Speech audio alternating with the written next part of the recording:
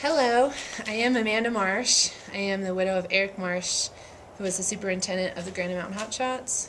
He died with the rest of his crew on June 30th, 2013, on Yarnell Hill in Arizona.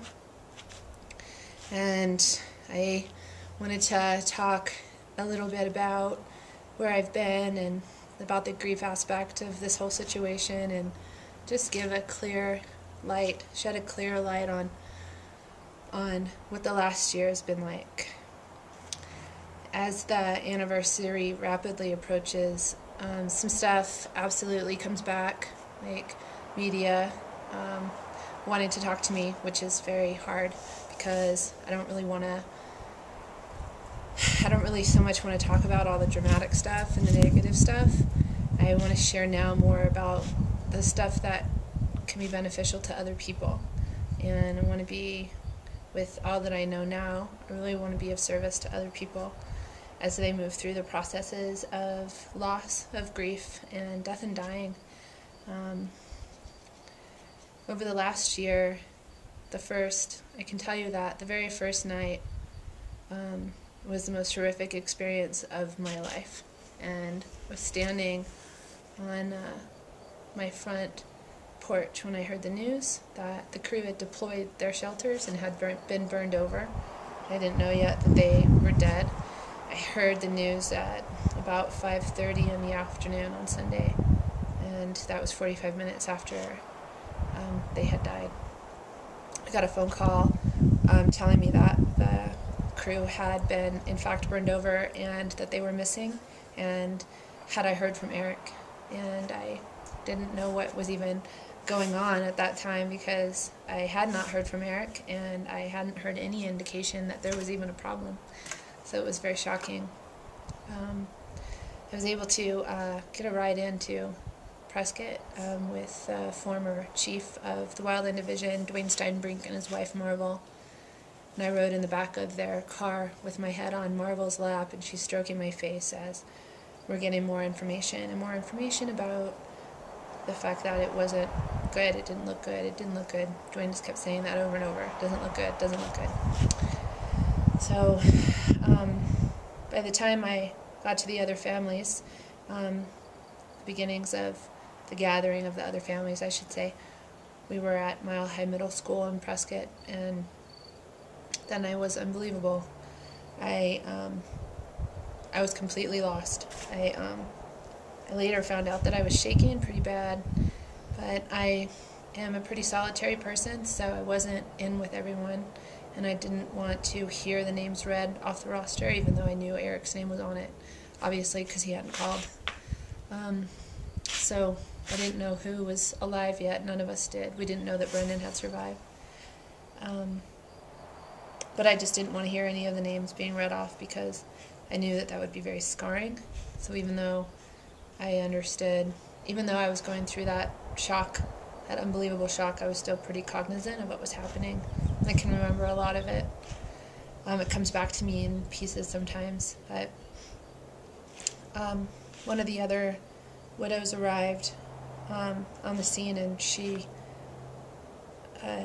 was absolutely terrified and grabbing a hold of people and trying to find out if her husband had passed away. And nobody could answer her, and nobody had any information for her. And I'm not going to disclose her name because that's not my right to do, but I'm the one who told her that 19 people were dead, because at that point that's what I knew. And I didn't know who had died at that time. And she fell to the ground and just started wailing. And I sat down with her, and a lot of us were just trying to comfort her. And then, a little while later, I don't know the timeline on that at this point, but a little while later, it was confirmed that her husband was obviously one of the ones who had passed away. I think about that night, and it's a night that I want to share with people more and more. I'm not able to talk too much about it right now because it's pretty painful still, but I've been doing a lot of work around that, trying to get more peace with all of that. It's terribly painful. memory for me. So as I moved through those first couple of weeks, it was it's kind of like a blur in some regards, because we were going to meeting after meeting and trying to figure out what was going on, and they were trying to give us as much information as they could, but there wasn't a script for any of this, and nobody knew how to deliver the information to us. So we were getting things kind of spotty, and that was no one's fault. But I'll tell you, when that the photograph was leaked with a picture of all of their bodies covered in the American flags, I couldn't look at that picture. They actually put it up on the screen for us to see so that we understood what that photo was, but I had to leave the auditorium, because I could not see that. It was way too hard for me to grasp that. It was hard enough to grasp the idea that Eric's body was in the condition that it was. When they asked for Eric's, for his dental records and for me to identify any tattoos that he had, which he'd had tattoos, I still didn't grasp why. And I didn't find out, it didn't occur to me till later, maybe a couple days, and then I freaked out because, of course, they were asking for those because his body was unrecognizable. And 38 years old, and you find out that your husband, who's a superintendent of the crew, is dead, along with 18 of his crew members, and that you're the eldest widow at 38 years old, and you're seeing babies, 20-year-old girls who lost their fiancés, and you see pregnant girls who are going to give birth obviously after their husbands had died. It gives you a perspective on, it gave me a perspective that that this is something that we're never going to get over it. I'm never going to get over the fact that I lost Eric, and it's not just that he died, but it's the manner of which he died, and then it was publicized all over the world for everyone in the world to see. And I no longer own my husband. I didn't own him anymore. I had to share him with the world, and I didn't marry a national hero. I never thought he would be a national hero. In fact, when I thought about the possibility of him dying on the job, it never occurred to me that this is what would happen. I never thought that this scale of tragedy would unfold in front of us.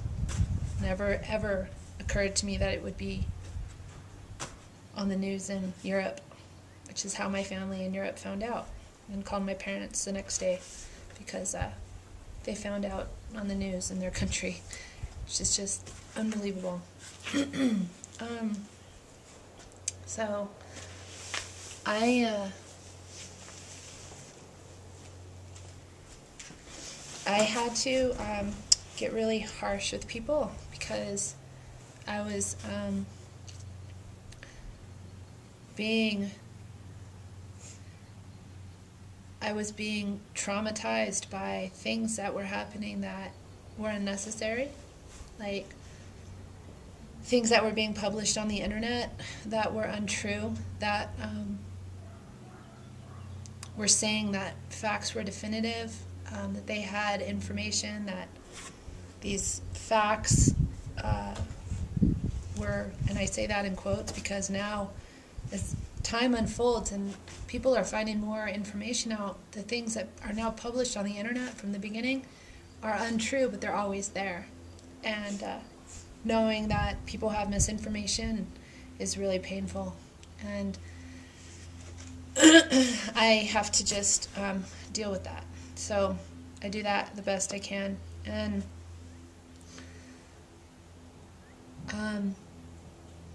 my husband's last words are on the internet for everyone to hear. So I don't know how many other people have that. Other women, other men are able to claim that. But I know I can, and it's horrible knowing that his last words were being played on the radio. His last words were being played on the news, on TV. his last words are for everyone to hear.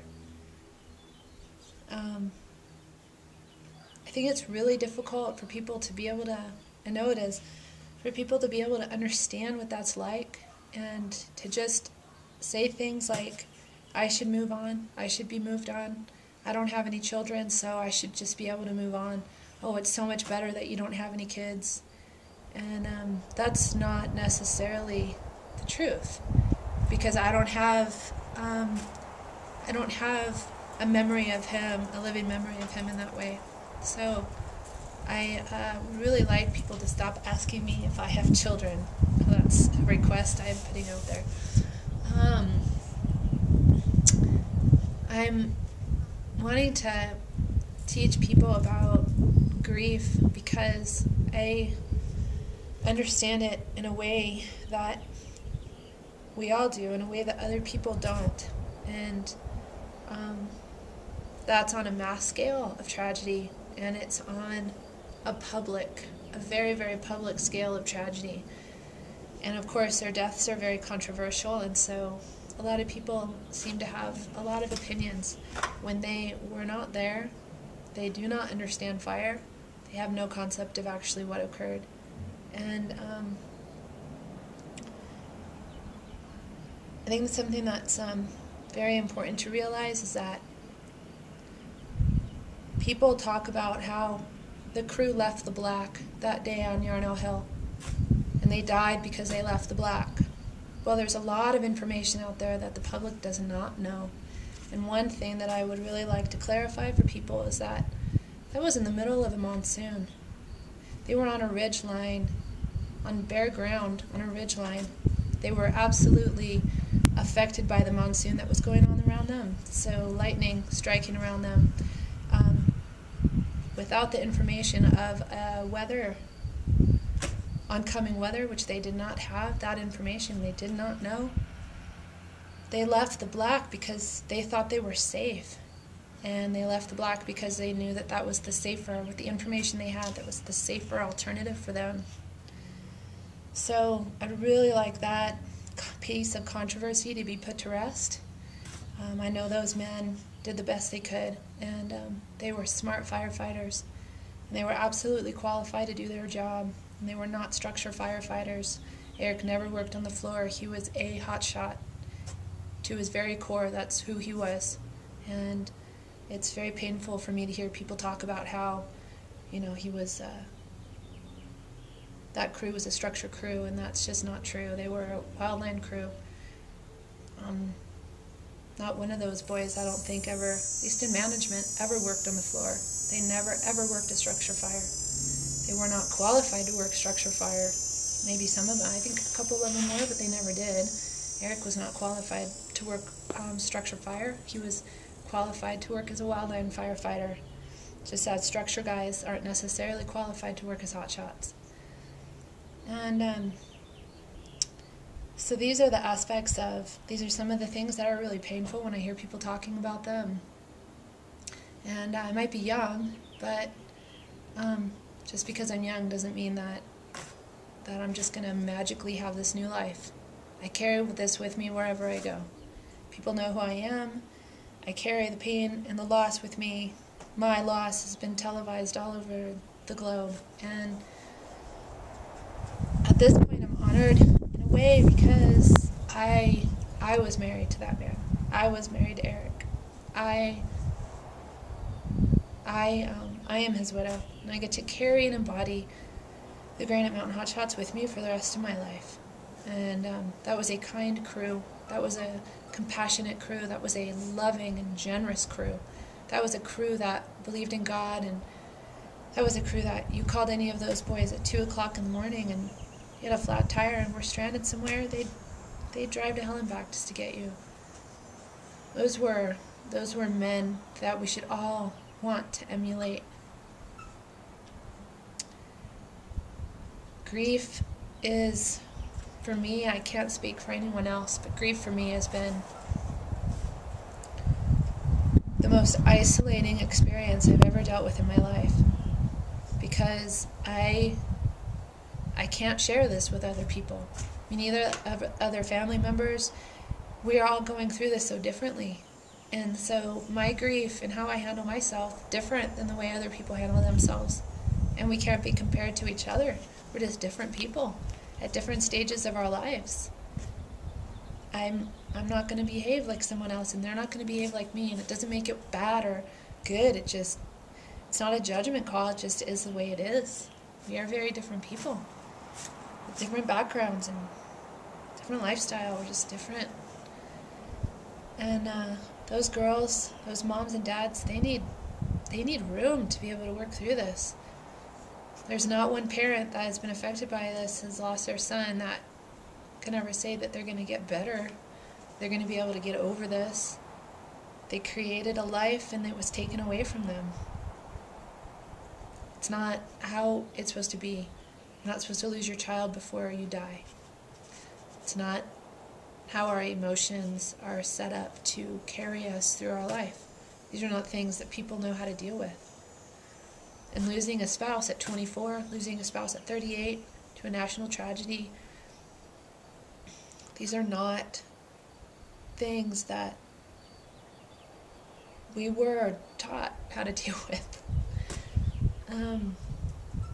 So we're in a situation where we've just had to wing it, and we've been doing the very best we can.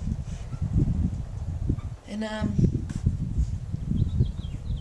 want to talk about an aspect of all of this that a lot of people are so focused on, unfortunately. And this isn't about notices of claim. This isn't about impending lawsuits. That stuff is not for me. This is not for me to even discuss. What I want to talk about is the idea of money. Money. If I could give Claire her husband back, even for an hour, if I could give Jesse's son an hour with his dad before he gets married, 20 years, I would give everything back. The money is not a replacement for life. The money is painful to spend. It is painful to have. It is a way for us to be able to not have our life so darn scary. But it is not an easy thing to have nor to spend, at least in my case. And I know that's true for the other family members too. When you focus on something like money, you're looking at the most petty, small part of this, unfortunately. The biggest part of this is the loss. The biggest part of this is that we have lost something that is so profound, it's so big, it's so devastating, that what people should focus on is the good things we're doing. My gosh, they got out of bed and brushed their teeth today. That's amazing. My gosh, so-and-so is going to school, or so-and-so has a plan, or so-and-so is taking care of their children. That's the stuff to focus on. The petty stuff, like the money, that is a very small thing. And unfortunately, in our society, it seems like that's people's motivation, is to make money. So in this situation, to get more money. So in this situation, people are focusing on the money. I don't want the money. So I'm actually giving the money away. The donations that I have, I'm keeping some for myself for future stuff and whatever, but the bulk of the donations are actually going to go away. They're going to be turned into money to help other people. So, but I don't have any dependents. I don't have any children. So that's a choice I can make, because I don't have to make a choice for a 3-year-old, for a 6-year-old, for a 4 or 5-year-old. I don't have to deal with that. The other girls, they have to deal with that. They have to deal with the fact that they're losing their health insurance next year. These are things that they are having to face. So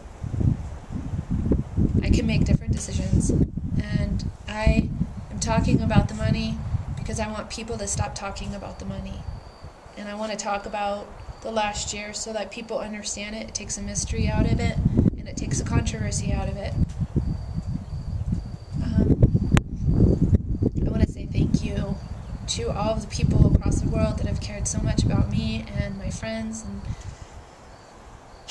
the girls and our futures, and who have donated money and who care and who just want to see us survive and thrive. And I want to thank the Prescott Fire Department for loving us so much, for taking such amazing care of us. And I want to thank the 100 Club, Sharon, Nuts, and Felix for doing everything in her power to just help us get out of bed in the morning. I can say that now I am getting out of bed and I'm doing bigger things, but before that was a big deal. Just getting out of bed in the morning, just being able to brush my teeth every day, being able to feed myself. So now I'm going back to school. I am really going to be focusing on creating a program, Prescott College PhD program for myself that it really explores the idea of death and dying and how that affects all of us. And the way that I know it affects all of us is that it's something that we can't ignore, because no matter how well-connected we are, wealthy we are, or poor we are, or well-educated we are, we can never outrun the inevitable. So I want to really explore what that means, and I've become very, very interested in the spiritual aspect, of course, of all of the loss that I've encountered over the last year, a year ago, and what that means, what the other side is, and where Eric is now. I have a lot of peace in a way with the fact that Eric's gone, not with the rest of them, but just with Eric, because I believe that Eric is with God, and I believe that he is in a very peaceful place.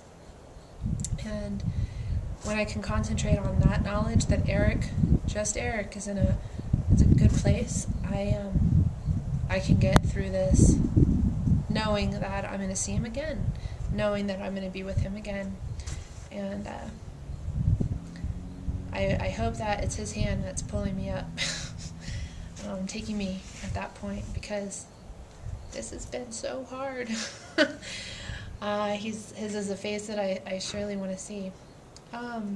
And I want to really explore what that means and what that feels like, and in terms of what it's like to be alive after this. And the world is definitely a different place. I don't have rose-colored glasses on anymore.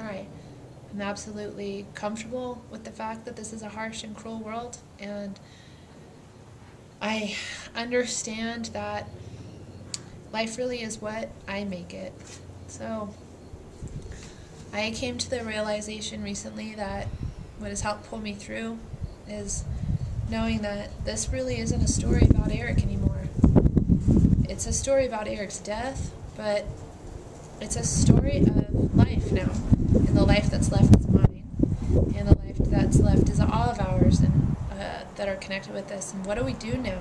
What do we do at this time of our lives? What do I do now?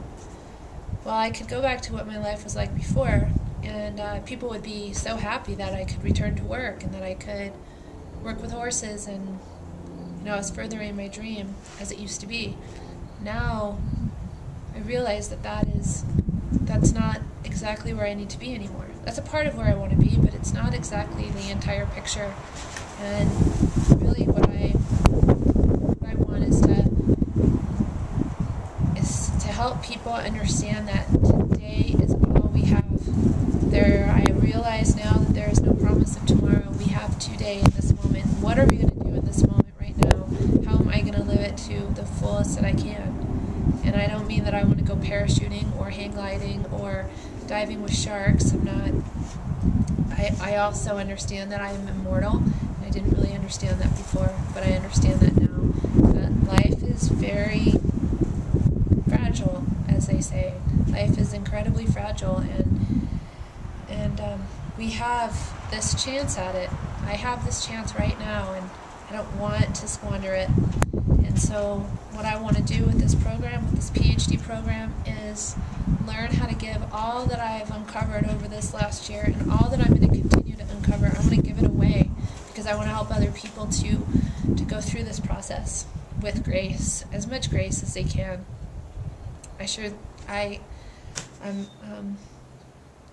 I realize that, like I've said so much in the past and even in this interview, this video, is that we're all going through this so differently, and it doesn't just mean that we're going through it differently as part of Granite Mountain Hotshot survivors. I mean, people in general that go through death go through it so differently. And one thing that's really been on my mind that I want other people to really grasp too is get your will done, get your life in order. Get it all planned out so that your loved ones don't have to be faced with what you want to have happen to your remains. Deal with it now. Have your paperwork in order. Go through your stuff. Don't leave all of your things so that other people have to go through all of your old paperwork from 2000 or your closet's full of clothes that you haven't worn in 20 years or even in 6 months. Like, go through your stuff. Don't leave that stuff for someone else. Be actively participating in your life. I think that's one of the biggest things that I can really give to someone else is really be an active participant in your life, because this is your life. This is what you created to be. And we're all affected by our own circumstances. Obviously, I am. But I know that it's really important to move forward and to make decisions that help myself and help humanity. That's why we're all here, is to understand our humanity and to give back in a way that God designed us to do. So with that, I think I'll close this, and I hope everybody who watches this goes home and tonight kisses their wife. Kiss your daughter. Don't watch TV tonight. Go snuggle with your loved one. Tell them you love them every moment. Hug them as much as possible. And put your grocery carts away. Don't leave them in the parking lot at the grocery store, because the Granite Mountain Hotshots didn't like that. All right, thank you. Have a great day.